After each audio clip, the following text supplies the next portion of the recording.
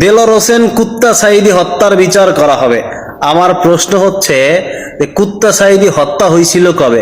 একজন রাজাকার, তার সাজা হয়েছে, সাজাপ্রাপ্ত আসামি জেলখানায় থাকা অবস্থায় হায়াত শেষ হয়ে গেছে, সে উপরে চলে গেছে, সে গিয়ে এখন চান্দের দেশে বইসা রয়েছে। বুঝলাম। আসসালামু আলাইকুম ওয়া রাহমাতুল্লাহি ওয়া বারাকাতুহু। তো শুনেছেন ভাইরা, এই কুলাঙ্গার আল্লামা দেলোয়ার হোসেন সাঈদীকে কি বলে গালি দিল? আপনারা শুনেছেন? অবশ্যই শুনেছেন।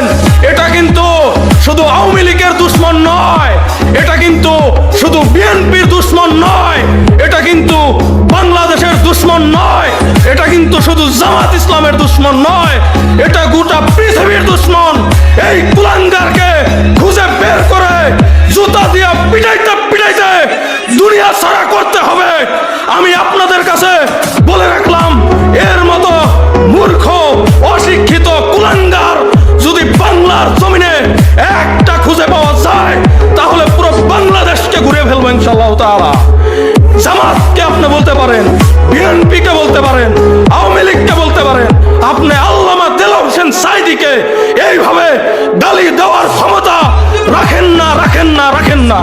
সুতরাং এই কুলাঙ্গারের বাচ্চাকে বাংলাদেশের যত মিডিয়া আছেন অতি তাড়াতাড়ি তাকে আইনের আওতায় আনবেন।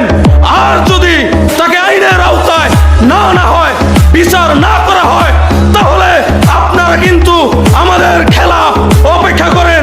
বিশাল বড় খেলা দেখাবো ইনশাআল্লাহ তাআলা।